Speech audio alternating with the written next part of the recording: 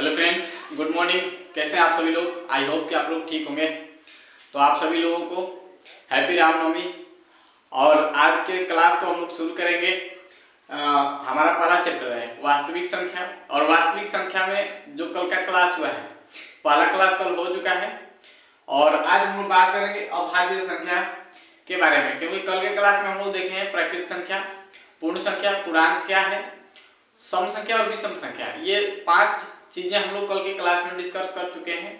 आज की क्लास में हम लोग जानेंगे अभाज्य संख्या क्या है, भाज्य संख्या क्या है, परिमेय संख्या और अपरिमेय संख्याएं क्या है। यानी आज का जो है ना, आज का भी क्लास हमारा बेसिक क्लास होने वाला है। और कल से उम्मीद है कल हम लोग आएंगे एक्सरसाइज 1.1 पे। अध्याय 1 ही चल रहा है, वास्तविक संख्या चल रहा है। और इसमें हम लोग आज दूसरा क्लास ले रहे हैं। कल का पहला क्लास था। कल का वीडियो अगर आपने नहीं देखा है, कल का क्लास आपने नहीं देखा है, तो इस वीडियो के डिस्क्रिप्शन में आपको लिंक मिल जाएगा या ऊपर आई बटन पे आपको लिंक मिल जाएगा। और आपको उस लिंक पे क्लिक करना है। एक प्लेलिस्ट मिल जाएगी शंखनाद सीरीज का। पूरे शंखनाद सीरीज में आप लोग त्रिकोणमिति का पूरा चैप्टर एक्सरसाइज 8.1 से लेकर के 8.4 तक के सारे वीडियोस मिल जाएंगे। तो आइए शुरू कर लेते हैं आज के क्लास को। और आज के क्लास में हम लोग देखने वाले हैं अभाज्य संख्या के बारे में। तो देखिए, सबसे बड़ी चीज क्या है जाने का हम लोग परिभाषा। अभाज्य संख्या क्या है? अभाज्य संख्या है। तो जिस तरीके से हम लोग प्राकृत संख्या जाने हैं, उसी तरीके से ये भी एक प्राकृत संख्या है।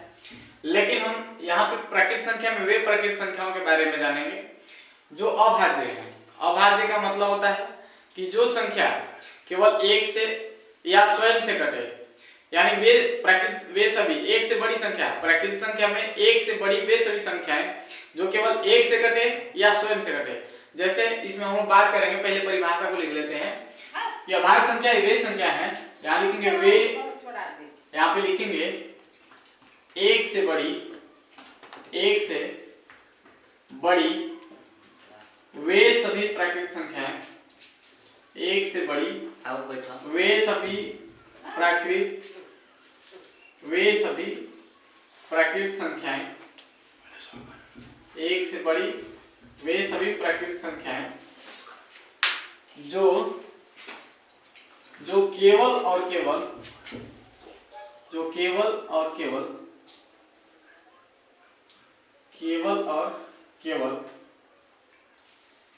एक या स्वयं से पूरी तरह विभाजित होती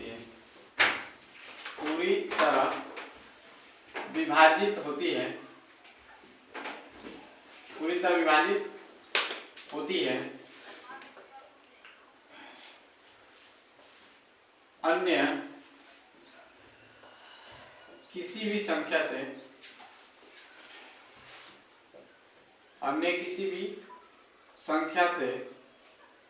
विभाजित नहीं होती,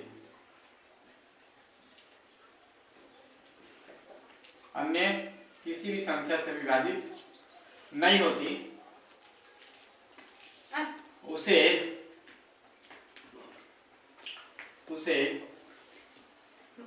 अभाज्य संख्या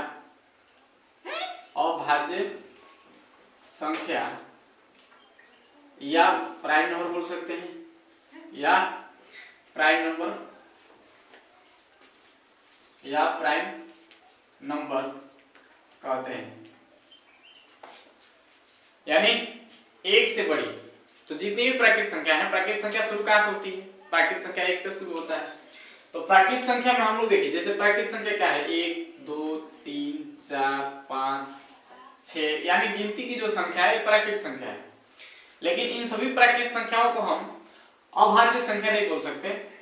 पहला बात तो ये है कि 1 से बड़ी होनी चाहिए, तो 1 तो कट जाएगा। उसके बाद प्राकृत संख्या है लेकिन केवल एक से कटना चाहिए, नहीं तो स्वयं से कटना चाहिए। तो इसमें से कौन एक से या स्वयं से कटेगा? 2, तो 2 रह जाएगा। 3 है क्योंकि ये 3 भी केवल 3 से कटेगा, नहीं तो 1 से कटेगा। 4, तो 4 भाई किसे किसे कट रहा है? देखिए 4 1 से भी कटेगा, 2 से भी कटेगा और स्वयं से भी कटेगा, 4 से भी कटेगा। यानी इसके जो गुणनखंड है ना, वो 2 से अधिक हो गए। और अभाज्य संख्या में किसी भी संख्या का गुणनखंड जो होता है केवल और केवल 2 ही होता है, या तो 1 और एक स्वयं। लेकिन ये तो इसका 3 गुणनखंड हो रहा है, यानी ये 3 संख्याओं से कट रहा है तो ये नहीं हो सकता है, 4 नहीं हो सकता। कौन हो सकता है? 5 हो सकता है। 5 हो सकता है क्योंकि 5 किसे किसे कटेगा? 5 कटेगा, 5 या तो 1 से कटेगा, या तो 1 से कटेगा, नहीं तो 5 से कटेगा। तो ये अभाज्य संख्या है। बात करते हैं 6 का, तो 6 किसे किसे कर सकता है? आप देखिए 6 को हम 1 से भी काट सकते हैं, 3 से भी काट सकते हैं, और ये 6 से भी कट रहा है, इसका भी 3 गुणनखंड है। इसका मतलब कि ये भी अभाज्य संख्या नहीं है, ये भी अभाज्य संख्या नहीं है। इसकी अगला संख्या क्या होता है? 7 होता है। तो 7 को देख लेते हैं। 7 क्या है? 7 क्या है? 7 किसे किसे कटेगा? तो 7 या तो 1 से कटेगा और नहीं तो 7 से कटेगा, यानी 1 से कटेगा नहीं तो स्वयं से कटेगा। तो ये है अभाज्य संख्या। ये सब क्या है? अभाज्य संख्या। इस तरीके से अनंत तक जाता है। क्या होता है? इस तरीके से अनंत तक जाता है। तो इसमें ऋणात्मक नहीं हो सकता, इसमें जो है ना ऋणात्मक नहीं हो सकता, और ना ही शून्य आएगा। प्राकृतिक संख्या की बात हो रही है, तो ये हमारा क्या है? अभाज्य संख्या है। और यहाँ पे अगर बात करें अभाज्य संख्याओं में, तो अभाज्य संख्या अगर बात करें कि सबसे छोटी अभाज्य संख्या, तो सबसे छोटी और एकमात्र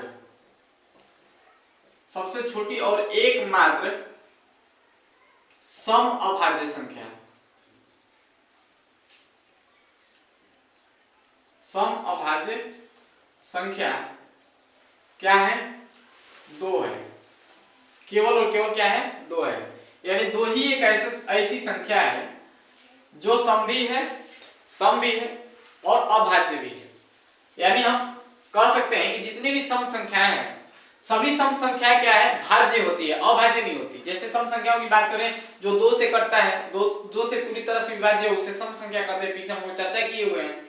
तो भाज्य संख्या कौन हो सकती है? 2, 4 सॉरी सम संख्याएं कौन है? 2, 4, 6, 8, 10। तो ये सारी की सारी क्या है? ये है सम संख्याएं। क्या है? सम संख्याएं। लेकिन इनमें से केवल 2 ही एक ऐसा संख्या है जो अभाज्य है। क्या है? अभाज्य। बाकी से सभी संख्याएं जो है ना भाज्य है, यानी सबका गुणनखंड 2 से अधिक होता है, लेकिन केवल 2 ही एक ऐसा संख्या है जिसका गुणनखंड केवल 2 है, यानी केवल 1 और स्वयं से कटने वाला है। बाकी सब देखिए, बाकी सबका 2 से अधिक गुणनखंड हो जाएगा। तो ये सब संख्याएं जो है ना सम संख्याएं हैं, और ये अभाज्य नहीं है। सम संख्याएं सभी सम संख्याएं भाज्य संख्याएं होती है, केवल 2 को छोड़कर। यानी सबसे छोटी अभाज्य संख्या की बात करें तो 2 होता है, लेकिन सबसे छोटी सम अभाज्य संख्या की बात करें तो केवल 2 होता है। तो ये हमारे पास एक कॉन्सेप्ट ये था। दूसरा कॉन्सेप्ट हम लोग ये जानेंगे कि 1 से लेकर के और 50 तक, 1 से लेकर के 50 तक के प्राकृतिक संख्या में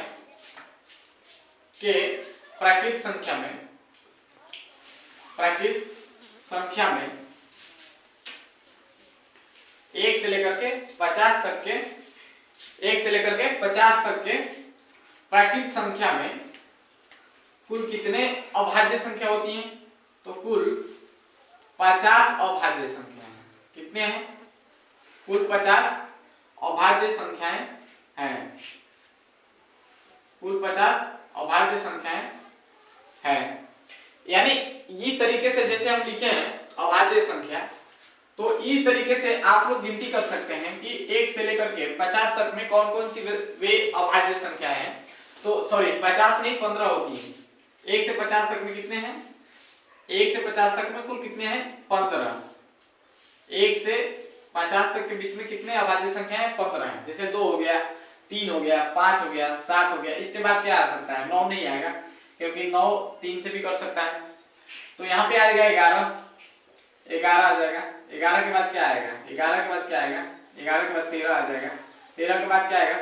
13 के बाद 15 नहीं आएगा, 16 भी नहीं आ सकता, 17 आएगा। 17 के बाद क्या आ जाएगा? 18 नहीं आएगा, 18 भाज्य संख्या है। 19 आ जाएगा। उसके बाद 20 भी नहीं आएगा, क्योंकि 20 भाज्य है। 21 भी भाज्य है। 22 यानी 23 आ जाएगा। 23 आपका अभाज्य है, 23 अभाज्य है। 24 भाज्य है, 25 भाज्य है, 26 भाज्य है, 27 भाज्य है, 28 भाज्य है, 29 है, 29 अभाज्य है, 30 भाज्य है, 31 भाज्य है, 31 अभाज्य है, 29 भी आ जाएगा और 31 आ जाएगा, 31 आ जाएगा, 32 भाज्य है, 33 भाज्य है, 33 भाज्य है, 34 भाज्य है, 35 भी भाज्य है, 36 37 जो है ना 37 अभाज्य है, 37 क्या है अभाज्य है, 38 39 और 40 ये सब भाज्य है, 41 जो है ना 41 अभाज्य है, 42 भी भाज्य है, 42 43 हाँ 43 अभाज्य है, 44 45 भाज्य है, 46 भी भाज्य है, 47 भाज्य है, 47 भी अभाज्य है, 47 भी क्या है अभाज्य है, 48 भाज्य है, 49 भाज्य है, कितने हो गए 50 भी भाज्य, 1 2 3 4 5 6 7 8 9 10 11 12 13 14 और 15, यही 15 वो संख्याएं हैं जो अभाज्य हैं, 1 से 50 तक में यही 15 अभाज्य संख्याएं हैं। तो आप लोग देख सकते हैं वो कौन कौन सी अभाज्य संख्या है, इन सभी का आप गुणनखंड करके देख लीजिएगा, केवल और केवल 1 से कटेगा नहीं तो स्वयं से कटेगा, केवल और केवल 2 गुणनखंड होते हैं अभाज्य संख्याओं के। तो मैं उम्मीद करता हूं, और बात करते हैं 1 से 50 तक के तो हम लोग लिख लिए, लेकिन 1 से 100 तक की बात करें तो 1 से 100 तक, अगर 1 से 100 तक की प्राकृत संख्या में 1 से 100 तक की प्राकृत संख्या में कुल कितने अभाज्य संख्याएं हैं, कुल 25 अभाज्य संख्याएं हैं, कितने हैं कुल 25 अभाज्य संख्याएं, कुल 25 अभाज्य संख्याएं हैं। तो इस तरीके से हम लोगों ने बात किया अभाज्य संख्या की। अब बात करते हैं भाज्य संख्या क्या है। तो भाज्य संख्या जो भाज्य यानी जो अभाज्य नहीं है वो भाज्य होगा, यानी इसके जस्ट विपरीत, इसके अपोजिट हम लोग बात करेंगे भाज्य संख्या। तो आइए हम लोग बात कर लेते हैं भाज्य संख्याओं के बारे में।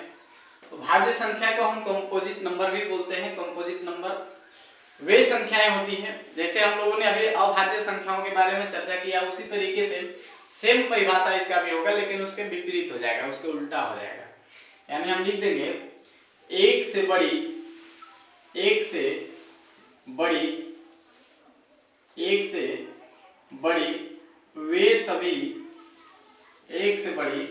वे सभी प्राकृत संख्याएं,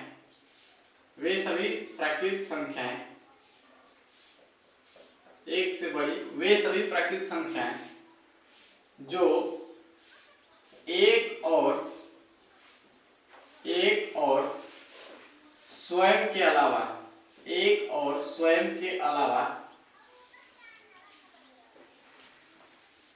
कम से कम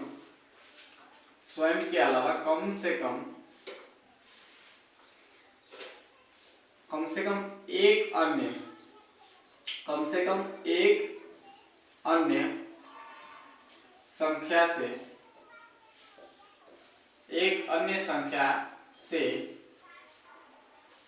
पूरी तरह विभाजित हो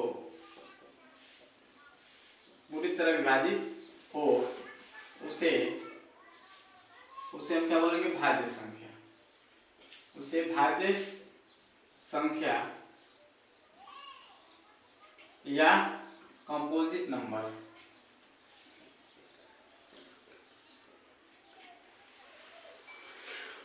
कंपोजिट भाज्य संख्याएं या कंपोजिट नंबर्स, भाज्य संख्याएं या कंपोजिट नंबर्स कहते हैं। आइए उदाहरण देख लेते हैं। एक से बड़ी वे सभी प्राकृत संख्याएं जो एक और स्वयं के अलावा कम से कम एक अन्य संख्या से भी कटे, यानी कम से कम एक अन्य संख्या से भी कटना चाहिए। एक से तो कटेगा ही कटेगा और स्वयं से भी कटेगा, लेकिन कम से कम एक और किसी संख्या से कटना चाहिए। कम से कम एक अन्य संख्या, ज्यादा से ज्यादा 2 या 4 भी हो सकते हैं, कितना भी संख्या हो सकता है, लेकिन कम से कम एक अन्य संख्या से भी काटना चाहिए, यानी जिसका गुणनखंड 2 से ज्यादा हो। जिसका गुणनखंड केवल 2 हो वो तो केवल वो आ जाएगा, किस कैटेगरी में वो आ जाएगा, अभाज्य संख्या के कैटेगरी में। लेकिन हम लोग भाज्य संख्या जान रहे हैं तो इसका गुणनखंड जो है ना 2 केवल नहीं होगा, 2 से ज्यादा हो। तो आइए हम लोग बात कर लेते हैं। जैसे अगर बात करें तो एक से बड़ा में क्या आ जाएगा, एक से बड़ा अगर मैं बात करूं तो एक से बड़ा में क्या आ जाएगा, देखिए एक से बड़ा में जैसे 3 आ जाएगा, 3 के बाद क्या आएगा 5 आएगा। क्या हम लोग भाज्य संख्या जान रहे हैं, तो भाज्य संख्या तो अभाज्य है 3, तो 4 हो जाएगा। उसके बाद 4 के बाद 6 आ जाएगा, 8 आ जाएगा। उसके बाद क्या है 9 आ जाएगा, 9 के बाद 12 आ जाएगा। इस तरीके से ये संख्या वो संख्याएं हैं जो एक और स्वयं के अलावा अन्य से भी किसी एक कम से कम एक अन्य संख्या से भी कटेगा। जैसे अभी 4 का गुणनखंड हम लोगों ने किया था, तो 4 किससे किससे कटने वाला है, 4 1 से भी कटेगा, 2 से भी कटेगा और 4 से भी कटेगा। 6 की बात करें तो 6 किससे कटेगा, 1 से भी कटेगा, 3 से भी कटेगा और स्वयं से भी कटेगा। 8 की बात करें तो 8 किससे किससे कटेगा, 1 से भी कटेगा, 2 से भी कटेगा, 4 से भी कटेगा, 8 से भी कटेगा। यानी इसका 4 गुणनखंड हो गया और इन सभी का 3 हो रहा है। तो कम से कम देखिए ये कम से कम कितने गुणनखंड हुए इसके, तो इन सभी के कम से कम 2 से ज्यादा हो रहे हैं, यानी 3 या 3 से ज्यादा इसके गुणनखंड हो रहे हैं। तो जितनी भी सब भाज्य संख्या है ना, भाज्य संख्या में सभी भाज्य संख्याओं का गुणनखंड 2 से ज्यादा होगा, कभी भी 2 नहीं हो सकता या 2 से कम नहीं हो सकता, कभी भी 2 से ज्यादा होगा। तो ये हमारे क्या है, भाज्य संख्याएं हैं। अगर मैं बात करूं एक, देखिए यहाँ पे अगर मैं बात करूं एक ना तो भाज्य संख्या है, एक ना तो भाज्य संख्या है और ना ही अभाज्य, और ना ही क्या है, और ना ही अभाज्य है। इसको हम भाज्य भी नहीं बोल सकते और अभाज्य भी नहीं बोल सकते। एक जो है ना तो भाज्य संख्या और ना ही अभाज्य संख्या है। दूसरा पॉइंट नोट करिएगा, दो को छोड़कर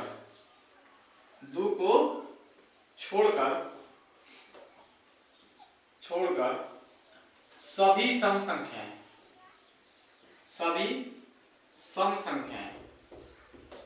यानी जितने भी इवन नंबर है वो सबके सब सभी सम संख्याएं क्या होती हैं, भाज्य होती हैं। क्या होती हैं, भाज्य संख्याएं होती हैं। यानी दो ही एक ऐसी सम संख्या है जो भाज्य नहीं होता है, अभाज्य होता है। लेकिन बाकी सभी सम संख्याएं इवन नंबर क्या होती हैं, भाज्य होती हैं। अब आइए हम लोग बात करते हैं आगे। तो ये हो गया हमारा भाज्य संख्या। अब हम लोग बात करेंगे कि परिमेय और अपरिमेय संख्याओं के बारे में चर्चा करेंगे।